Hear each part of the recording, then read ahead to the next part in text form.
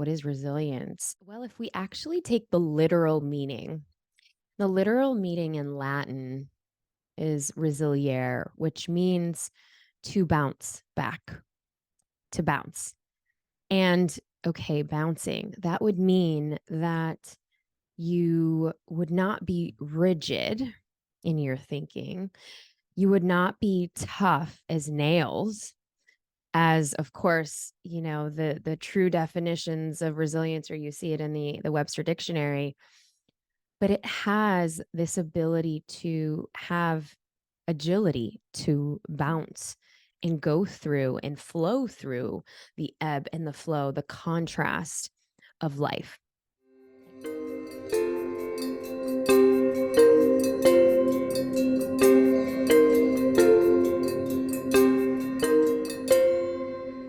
Ever pondered how to turn life's curveballs into stepping stones for personal growth and resilience?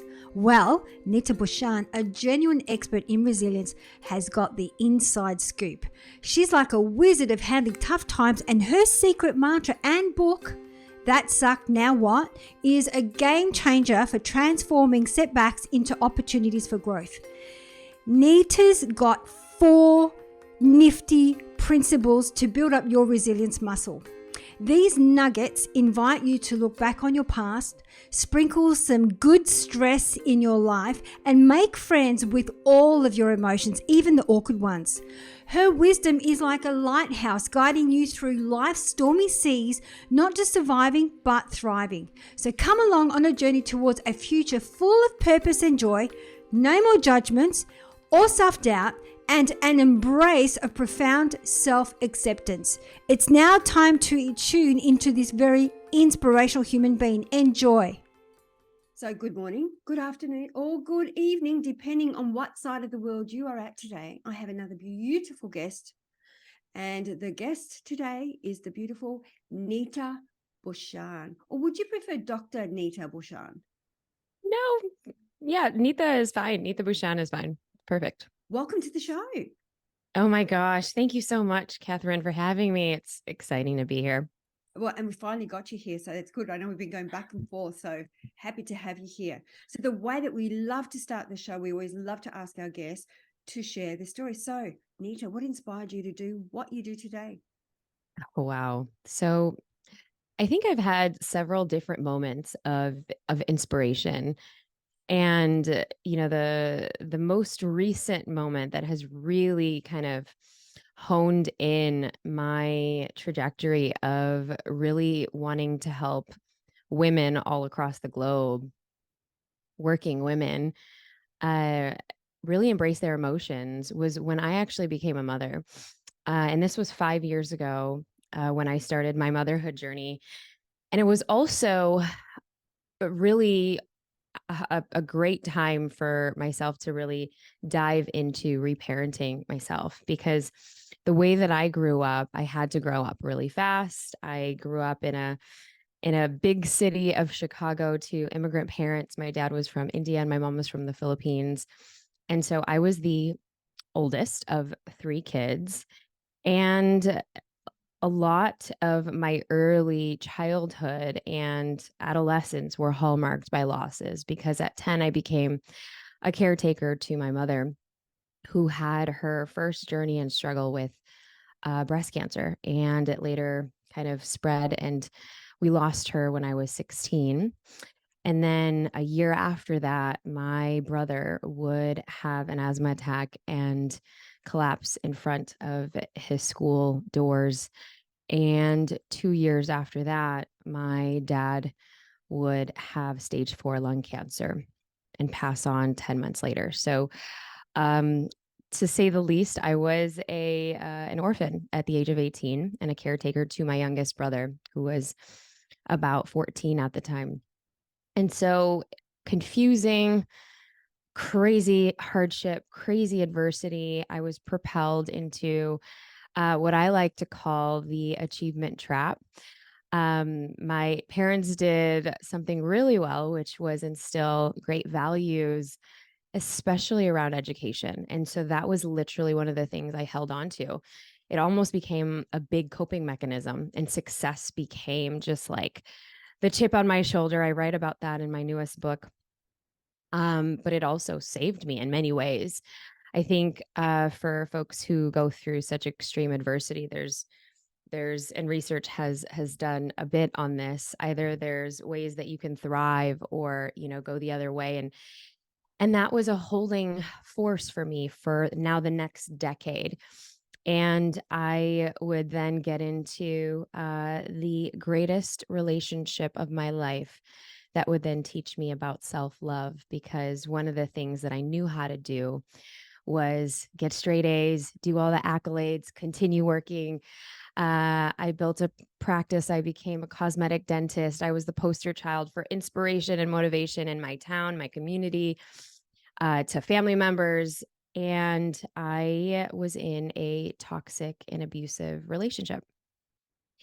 And it wasn't until, December 31st, 2011, which was now over a decade ago, that I had made the decision to be brave and step into the full unknown.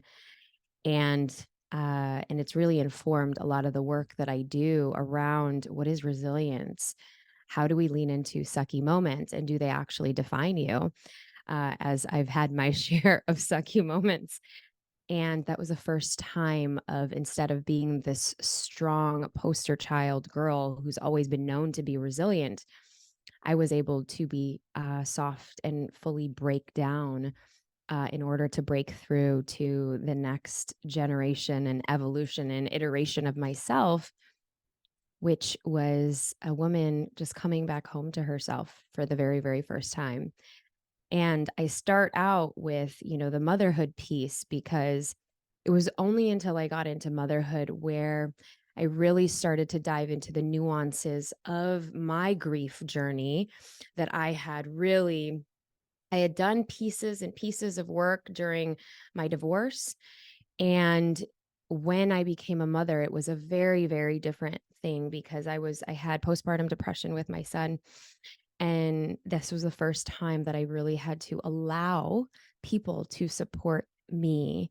And we all know that, for somebody who is, for women who are so used to doing things on their own, so used to mothering, so used to holding the community, so used to building teams, so used to being the glue of their family.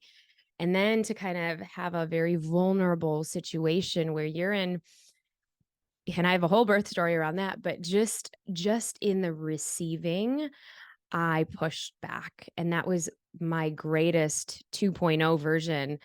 I thought I did all of the healing and everything, but it was the greatest resistance for me that I had to really break through. And these conflicting emotions of a lot of what I didn't feel when I was growing up, the rage, the anger, of losing my parents and brother to medical diseases I could not control.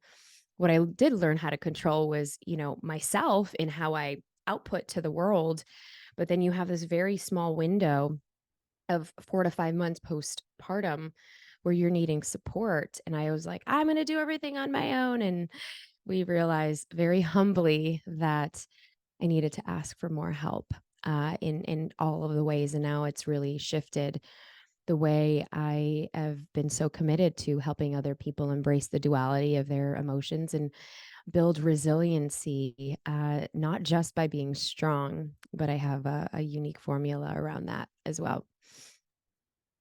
Wow, we can go in so many directions here. I have to the first thing that comes to mind is what was that driver? I mean, I can't imagine it would have been like for you to endure so much pain at such a young age and was able to continue regardless of what was present. Like, Yeah. was this innate in you, this resilience? Because obviously this is something we're going to unpack, but is this something that you had inside of you without really knowing that you had it inside of you?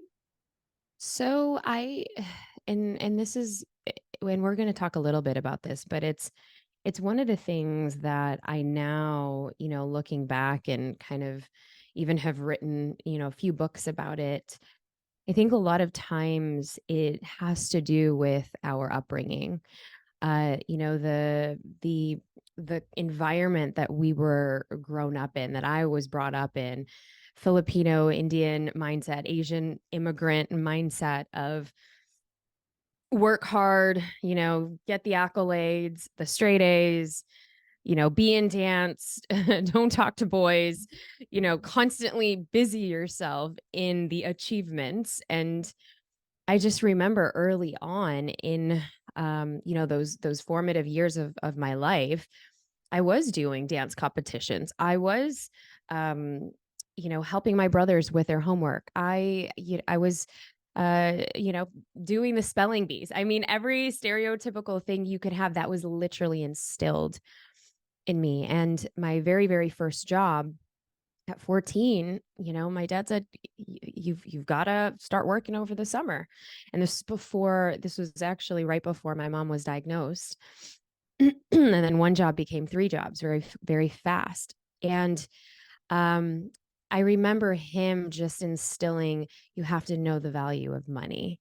And that was the biggest thing. And that always stuck with me. And to just see how, his whole community of friends and family members came through that particular path was something uh that also helped shape my mindset early on in, okay, I am fully loved and taken care of.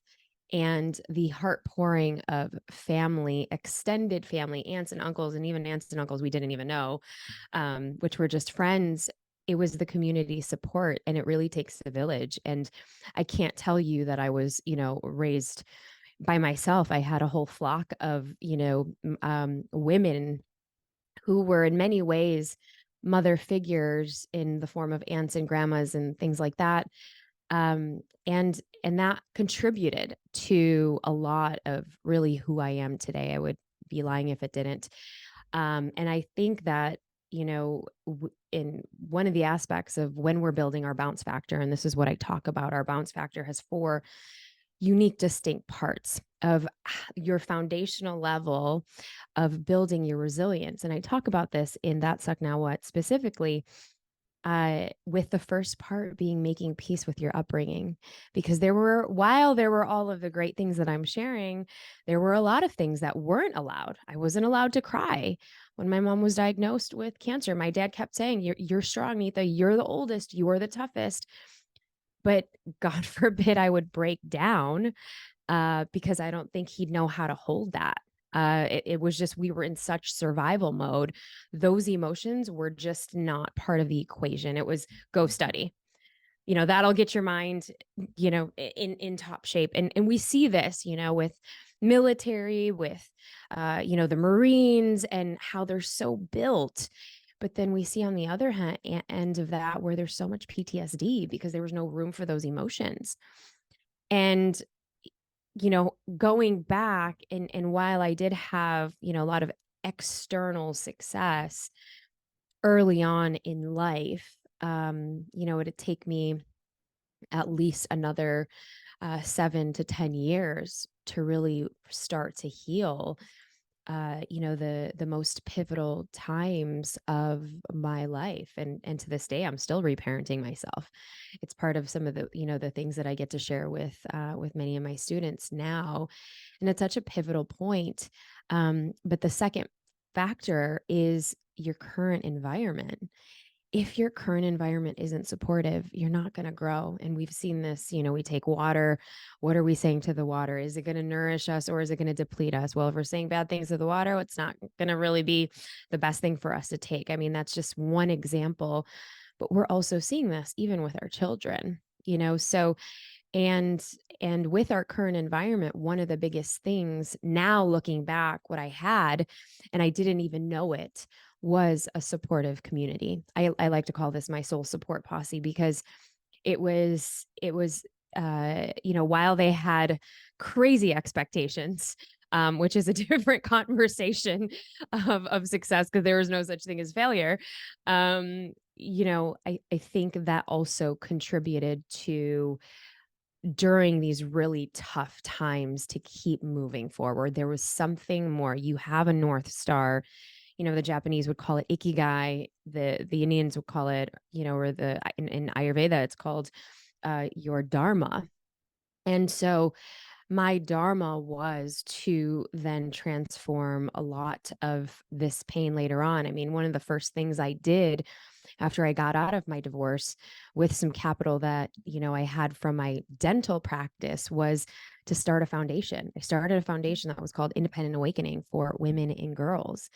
Because if I had the confidence in myself, one of the things I lacked was being okay with being alone. And I would just hurry up in relationship and in relationship and in relationship. They were overlapped since I was in high school. And, you know, Catherine, it's interesting when we look back at our patterns to see, okay, I was supported in one way, but then in the other ways, I wasn't really taught how to, and it may have just been too painful to sit in that suck during that time. And it was a survival mechanism. And I needed to be safe and okay in my body, in my nervous system, which I wouldn't find out years and years later. And I think that those are probably some of the pivotal points, making peace with your upbringing and your, where and what were the situations that were given to you either earlier in life. A lot of times it's bullying, um, or, any sort of big T or little T traumas. But then for myself, it's figuring out, that second piece is that, the current environment, and how can we be brave at sucking at some new things that we want to explore, whether it is skill sets. And for me, it was trying to suck at being alone because for so many years I wanted to recreate a family that I'd lost. I love the term sucking because we all suck at something. And I think it's just being aware of it. And I feel that with what you were describing, there is many of us that actually don't deal with. A lot of us repress our emotions, repress, and we just keep on going and not really be in our body and experience those feelings because of the fear of what might come out, the fear of what this might lead to. And so I love the way that you describe that. Now, would you consider, and I'd really like to unpack what is Yeah. resilience, because there's so many different meanings in my mind and different ways that I've heard what resilience is. I'd love to hear it from you. What exactly is resilience? Yeah. So, well, if we actually take the literal meaning in Latin is resiliere, which means to bounce back, to bounce. And okay, bouncing, that would mean that you would not be rigid in your thinking. You would not be tough as nails, as of course, the true definitions of resilience, or you see it in the Webster dictionary, but it has this ability to have agility to bounce and go through and flow through the ebb and the flow, the contrast of life. And, this is counter indicative of what I grew up knowing the definition of resilience was, which means, to be strong, to be tough. Yet, if we take, a glass of water, just a glass, and if I drop it, and the properties of glass are strong, it's tight, it's tough. Well, if I break it, and if it drops, it's going to shatter into a million pieces. Now, on the other hand, if I have a bouncing ball that I get from one of my kids', birthday parties, well, if I let that go, that's going to give. And why? Because when I squeeze it, it has the properties of softness, suppleness, agility, flexibility. And so that's what I'm defining resilience as. It's being able to embrace the duality, even times sometimes the paradox that, through grief there could be slivers of joy.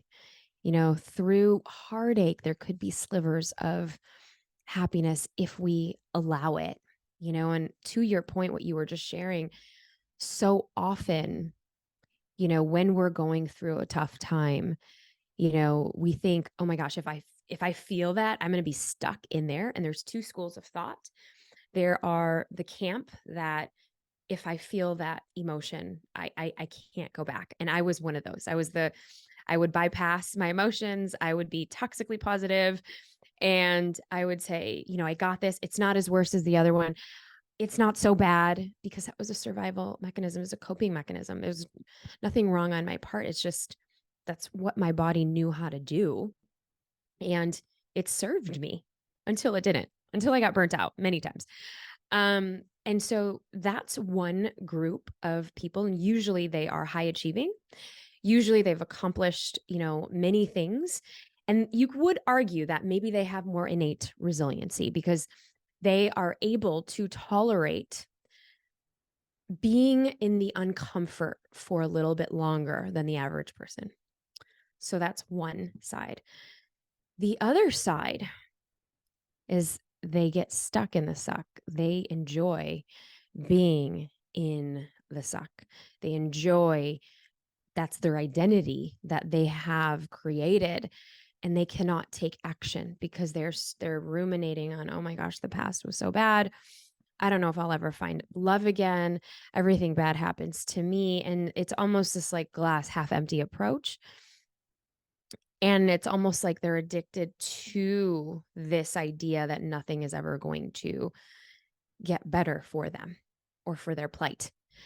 And so this is where we have now, obviously the extremes are not so great. But for the majority of people, we are afraid of staying there. But guess what? If we are allowed to just feel and acknowledge our emotions, and I have many exercises, of course, in the book that literally starts to help you build that muscle in the tiniest ways. And the first one is just putting your hand over your heart, and just taking the deepest breath that you've taken all day.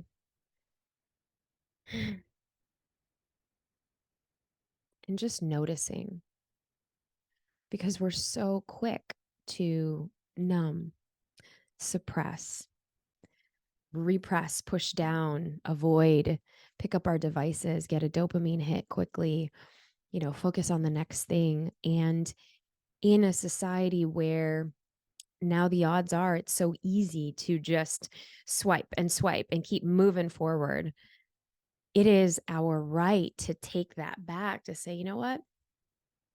I'm going to sit in this suck right now, because research shows that it takes 60 to 90 seconds to fully feel an emotion where it doesn't get fully stuck in our bodies.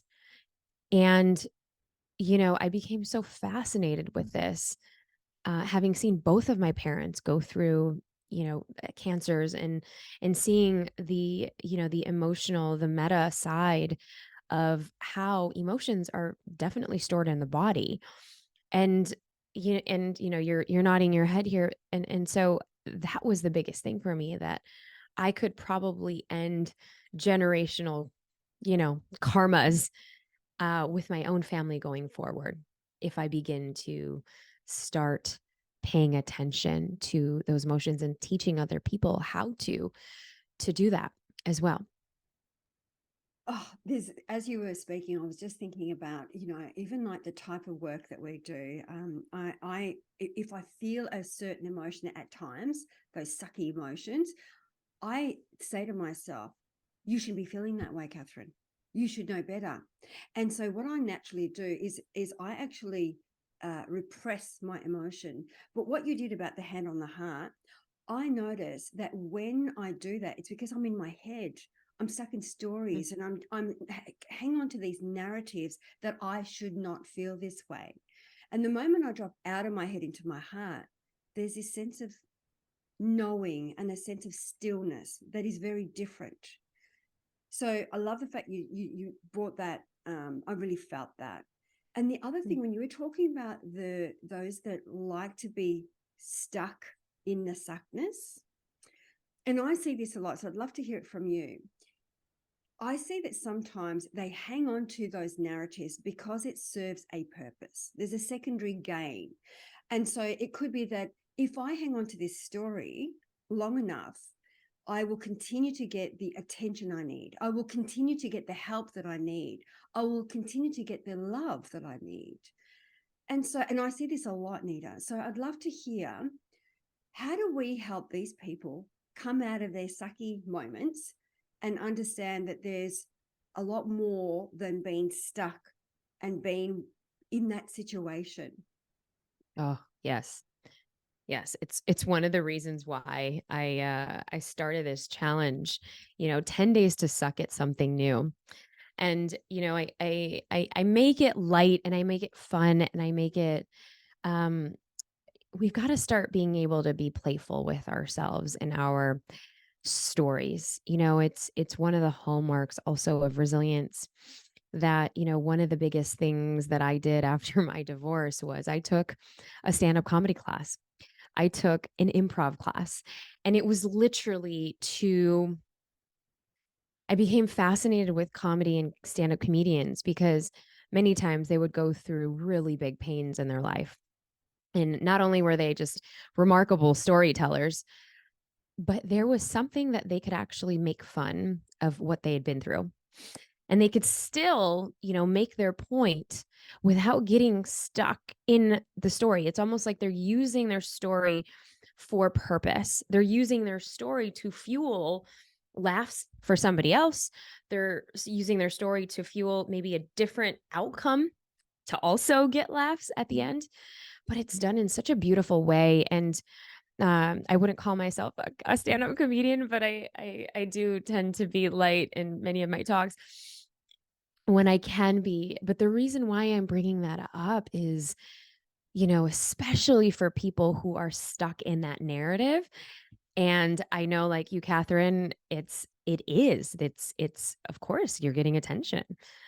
Why, we all know and have an aunt or two or three who's like, oh my gosh, my headache, I just have the same headache, and nothing ever helps. And and then the friend is also like, oh, you too, but my headache is even worse than it was like since last week, and I've just been having this back pain. And so it's just like, you know the battle of the hurts.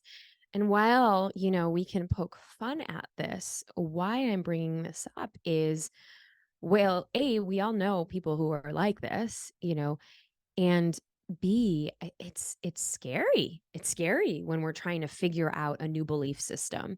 It's scary when we're trying to change something that maybe has served us for so long.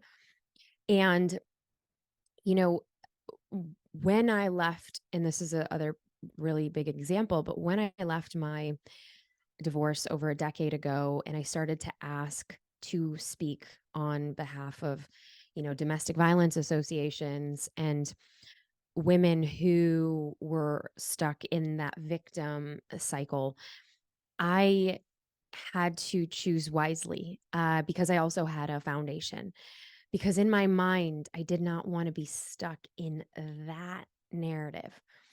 And I didn't want to be pegged at as this person that only talks about, the things done to you, because I knew deep inside that I chose those people because I was not seeing my worth and my value. And I would hold on because I was so afraid of my core wounds. So, to people who are kind of in this um, stuckness, I invite you, and this is part 3 of my book. It's called the Fly Forward Framework. The first part is recognizing we have a fall. And the second part is literally your ignition, the ignition to make a decision, to be observant and aware. Ooh, am I going to just continue going around in circles and circles and circles with some of the people in those circles because it makes me feel good?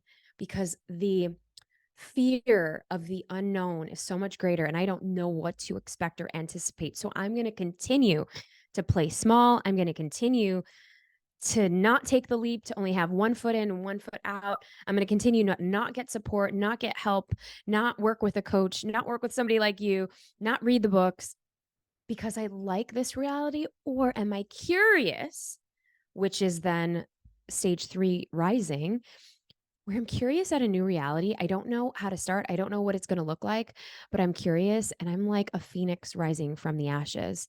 And I'm going to slowly stand up and I'm going to wobble and I'm going to fall. I'm not going to be good at it and I'm going to probably suck, but I'm going to start doing it. And that's where we start to gain a new confidence. We start to replace fear with curiosity. We start to replace the emotions of skepticism with openness. You can still live in the duality and the paradox of both of those. That's why life is so beautiful. We have so many of these, and it is complex. And that's why, the subtitle of my book is How to Embrace the Joy in Chaos and Find Magic in the Mess, because therein lies your magic. And then from rising, when we get just a little bit more confident, it's kind of like when my toddler started to walk and she would walk a couple of steps and then she'd fall, walk a couple of steps and she'd fall. And now she's 2 and she's like, Mama, I'm okay. I'm okay. And she'll like trip over something and I'm like, rah. And she's like, I'm okay. I'm like, okay, you're okay. You do you. So they have that confidence and then they get into magnifying. And that's where, whatever it is for me, it was shifting the narrative to helping women and girls reach internal confidence, because that's really the problem that I was solving back then when I had my organization, Independent Awakening, and giving them the tools so that they can start loving themselves from within and not looking outward for whomever to help save them. They were able to save themselves. And so then we get into the final stage, which is thriving. And thriving is not that you are no longer privy to any falls. In fact, you probably will have more falls just because you have more awareness and you are taking bigger risks and you are taking bigger leaps. And you're also having more brave conversations because you are now making sure nobody's taking advantage of your boundaries. In fact, you are so solid in your core that you're actually okay with even pissing people off. You're okay with not people pleasing anymore. You are okay with figuring out what's best for you. And that is flourishing. And that could also look like volunteering at certain organizations. That could look like starting your own tiny little group. That could look like starting a new venture. And it also 100% looks like taking personal responsibility for where we are. And that is the biggest gift we can give ourselves. The biggest, yeah, absolutely, it's the biggest, and it does take a level of self-awareness, I think, because I think that what happens is we get so caught up in the busyness of life, especially these days, and for many, many years, I should say. I used to say busyness is the new stupid, because we're just constantly externalizing everything. We're looking for external validation, external of I'm good enough, whatever that may be. But that takes a lot of courage as well to go within, to actually face those inner demons, those inner stories, whatever they are for you. I was wondering whether, because I know you've been through a lot. And so, Mhm. do we need to go through a lot to be resilient?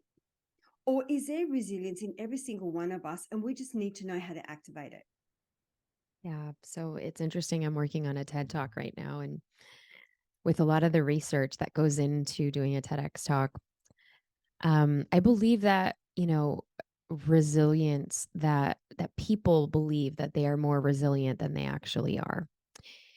And when push comes to shove, that they may not have all of the tools. And no, they don't need to go through extenuating circumstances in order to build resilience. Yet, when I talk about it, and there's a chapter in my book that is entitlement versus privileged. And I talk about this because it's so important when we're building resiliency, our ability to bounce from life's happenings. It starts, when I shared in your bounce factor. And the first two we talked about, but the other two is your emotional capacity to feel. So, how long are you willing to be okay sitting in discomfort?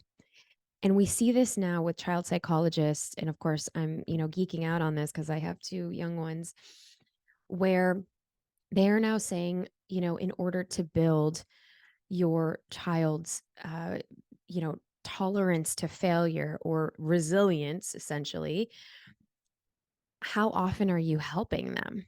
When they're struggling with a shoe and they're trying to tie their shoelaces, but you're so quick to just do it for them. Okay, because we got to go. We got to we got to go to camp. We got to go to school, instead of letting them struggle and sort it out and figure it out.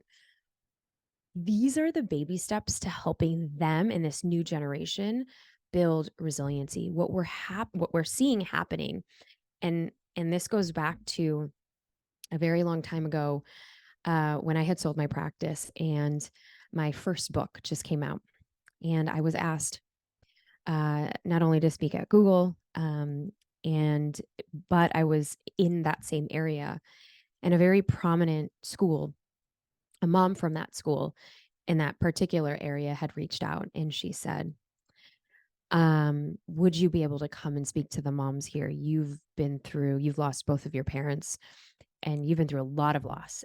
Can you speak to the high school students, to the moms? Because we've lost 3 of our students this year to suicide. And so she asked me the same thing. She said, is it because you went through so much that you were able to take on this amount of adversity? Or can we teach our students not to give up and to build it from within? And that's where my fascination and curiosity grew even more. And this was about 7 years ago. And what I told those mothers is that we cannot, we can't solve every single problem for them. Because it's so easy to say, oh, we're going on a ski trip this weekend. Johnny's not going to be able to get his homework done. He'll just get it done for you next week. Oh, you know, Marie got a B, but she worked really hard. And I see this a lot in those kinds of environments where you have everything at your fingertips, and the parents come in to solve.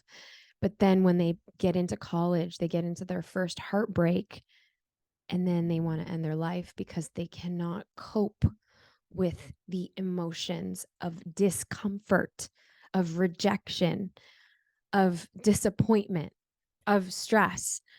And and this is such a bigger issue. And I use those examples because they're real world examples. And can you start doing something today in your own lives?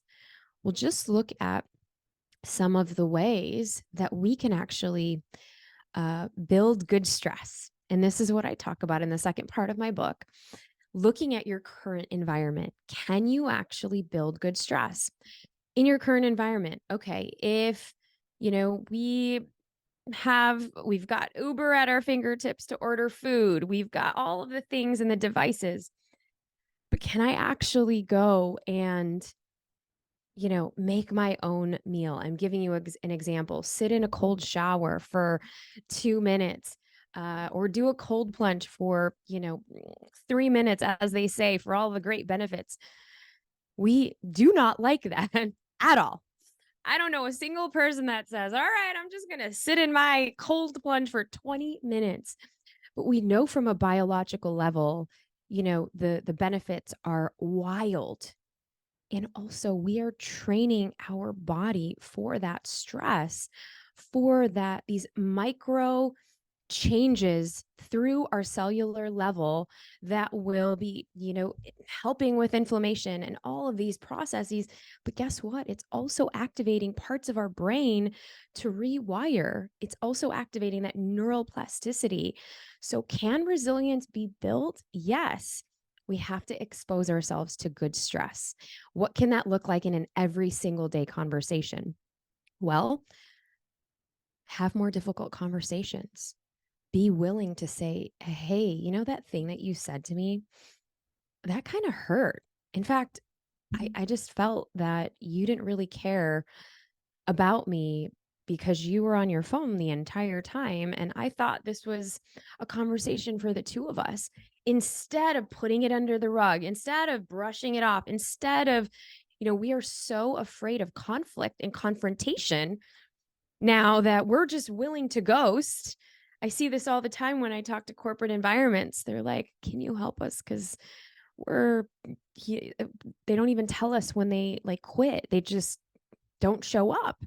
We've lost the ability to be face to face and say, hey, you must be a great person, but maybe you're just not my person. Good luck to you in this dating world, or however. I'm giving this example because it's true. We've lost all dynamics. So we text when we're upset, or we ghost when we're upset. Can you lean in and have one difficult conversation? It might stir some ruffles, but come from a place of love and respect, not only for yourself, but for the other person. That is one of the biggest ways that we can start. And there's so many other ways. I'm giving you this example because I know so many people literally run the opposite direction when I say, conflict resolution. And it's so interesting because we're starting to teach our oldest how to have conflict resolution, how to listen to each other. But it's like, what if we learned all of that in school and started practicing that early on? So, I know, can you imagine? And it is, I love that it's so simple, facing into the things that you're uncomfortable. Get comfortable with being uncomfortable. So if it's about having that conversation, have that courageous conversation. Lean into it rather than, shun away from it. And I was just thinking, there was a quote that dropped in, and I think it's from Napoleon Hill, that with every adversity, comes a seed of an opportunity, which always makes me think that whatever life throws at us, it's the meaning we give whatever is presented to how then we react or respond to the situation. And I feel like, and you were saying, even like when you're going through those, a dark night of the soul, through those sad moments, there might be slithers of happiness or slithers of joy. So I love the fact that you brought that up. Neeta, I'm also very conscious of your time. I do want to unpack your book, which I love. That Sucked. What Now? How did you come up with the title? oh gosh, that sucked. Now what? So, it was a mantra that literally when my husband and I got together, we loved to poke fun, but this was also a mantra that during some of my dark times when I was actually single going through the healing journey, it would be something that I would say. And when my husband and I, then we would poke fun, say, well, that sucked. Now what? And so it was just kind of a thing that then started to grow when we got together in relationship. And in my book, the first thing that I teach when something doesn't go as planned is to give it a mantra.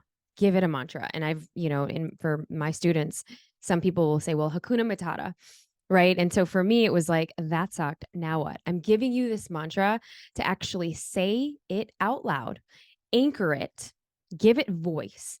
Because many times when you are actually sharing how you feel, because what that sucked actually means is it's acknowledging what didn't go well. It's not saying this sucks. It's not saying we're still stuck in the suck right now. We're acknowledging what sucked. That sucked. And now we're actually saying, okay, now what? I can't change the past. I can only focus on what's next. And so I'm choosing, shall I sit in my suck? That's fine. Let's process it. Shall I start moving on towards action? That's fine too. Shall I do nothing? That's fine too. But I'm giving you a mantra to actually sum it up so that you always have that tool to anchor, to feel it, to release it, and possibly transform it into something that you can use or that you can pay it forward for somebody else. Do you give yourself a time, like when you're saying that when you acknowledge now that sucked? How long do you stay in that? Like, do you give yourself a time frame? Yes. Yes. So anytime that we're working with an emotion, I always say you can set the timer for 5 minutes. You can set your timer for 5 minutes. And this is a quick example of what I can share with you. All right, something didn't go wrong. You didn't get the, promotion. The client didn't land. Kids are just doing things all over the place. You're just not having the best morning. Set your timer for 5 minutes. You can say, that sucked. Now what? That sucked. Now what? Put your hand over your heart and take a deep breath and say, that sucked. Now what? Blow it out and just hold it there. Because what we're actually doing is we're building connection. Putting our hand over our heart actually activates our parasympathetic nervous system because we're constantly in our minds, as you shared earlier. And so this activates oxytocin. And it's that connection hormone back to ourselves, nobody else. This is why hugs are so important. But if you can't hug anyone, can you actually embrace yourself? Can you actually put your hand over your heart to remind yourself that now what? I can't change the past. I wish I could have controlled what happened. It didn't happen in the way that I wanted. Meet this suck as a friend. And if we want to get really advanced, we can shake, we can tap, we can move the energy, we can move the emotion. Students have created all kinds of emotional embodiment practices. We have a few in the book that are kind of fun. There's something that I talk about, which is called the dinosaur dance in the book. If you're doing this as a mom with kids, that's been really fun. Or you could just rage it out. We have a rage playlist that you can have access to.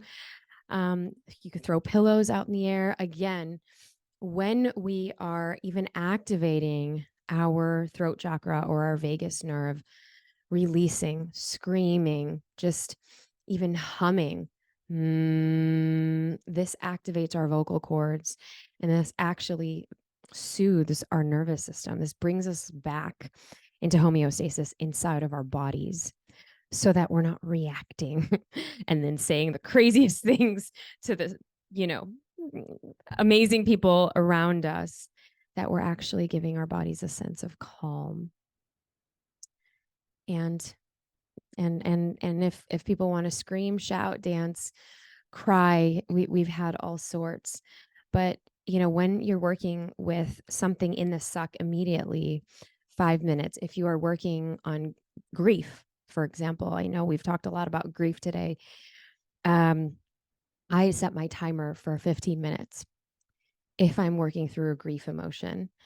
And so why I like timers is it gives our brain an opportunity to go there.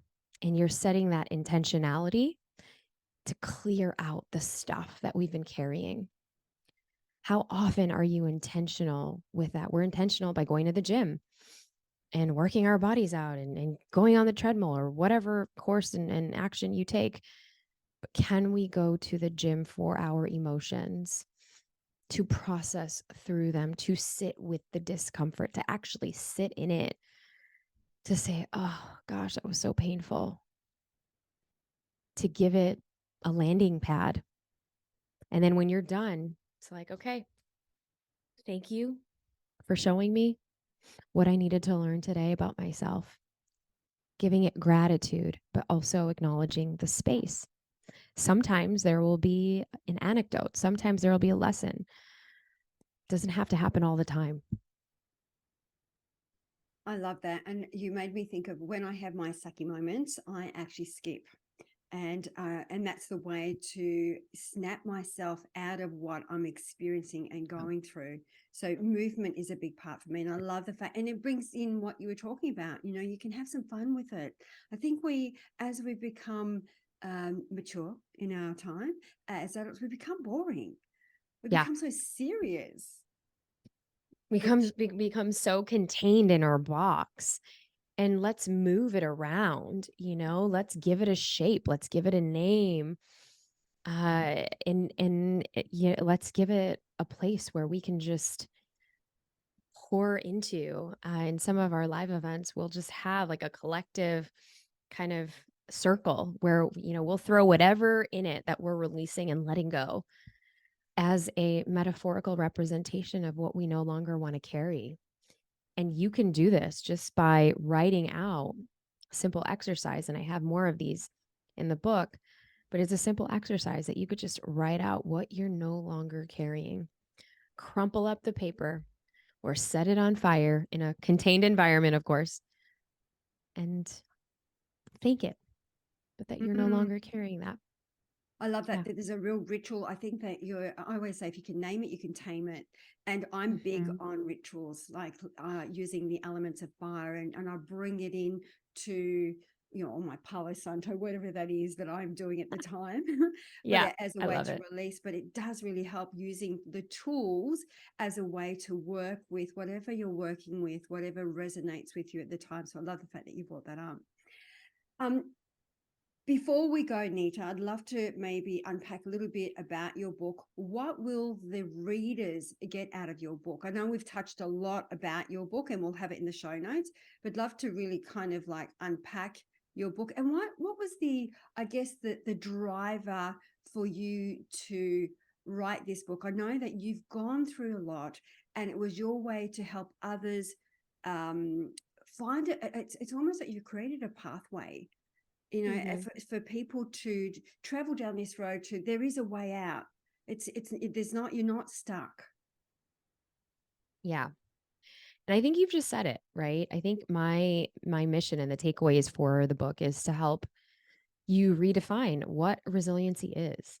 Maybe you can start even building and strengthening your foundation for when sucky moments do happen, and in the slightest times or in the biggest ways, and to help you figure out what that bounce factor looks like for you, and to help you ultimately fly forward past challenges, obstacles, setbacks, so that you can have more joy, you can have more abundance, you can have the love and the life that you want to build, while you are also being able to sit in sometimes life's fullest experiences without judgment, and to help you build your emotional resilience toolkit, and in ways where, we weren't given ways to have a conflict resolution or have brave conversations. You start to learn how to create those boundaries and use those tools for yourself in your interpersonal relationships. Love it. The way that we love to wrap up the show, and before we do, I want to apologize that I had a moment of dyslexia when I was talking about your book. Instead of saying now what, I said what now. So I do apologize, wanted to apologize. The way that we end the show, we love to ask our guests to leave 3 shiny gold nuggets for our audience. So they could be like 3 practical exercises that you would like to leave with our audience today. Ooh, well, the first one is, if you are feeling disconnected with your body, and we've talked about this throughout, you can have your 5-finger exercise of coming back into your body, coming back to your home, coming back to your center, just by putting your hand over your heart and acknowledging you. And that takes a minute, tops, even more if you wanted to, but to really allow yourself to feel. So that's the first. The second is embrace the suck, embrace what sucked, and allow yourself to sit in it. Allow yourself to not judge it. Allow yourself to meet it with a friend. Allow yourself to see its wisdom, and that we can always shift out of that and know that, take 60 to 90 seconds to fully feel an emotion. And then finally, we know that resilience is, resiliere, which means to bounce back. So I've shared, the 4 principles to build that bounce factor. And, that is, if we're going to do a full recap, it's making peace with your past or your upbringing, looking at your current environment and how you can build good stress. Third is feeling the full feels, building that emotional capacity to feel. And then the final one is your RSA, your radical self awareness, so that you can start to see what's in alignment with you and what you still need to heal and integrate in your life. I love all three. Thank you. And they're really simple and easy to remember. So, where is the best place for our peeps to find you? Where do you hang out the most? Oh gosh. Well, Instagram and LinkedIn. Okay, we'll have all of that in the show notes. Nita, I can't thank you for enough for coming on the show. It's been amazing. And I had so many questions. So I think we're going to have you back on the show because I didn't even ask half of the questions that I wanted to ask you today. But thank you for your time, your energy, and your beautiful way of describing it in such a simple way for us to understand and very digestible. So thank you once again. Thank you so much, Catherine. You were just amazing in the way that you are such a great interview asker and you kind of synthesize and weave everything in. It's such a joy. So appreciate you so much. Thank you. I appreciate you. Namaste. Thank you, beautiful. This day.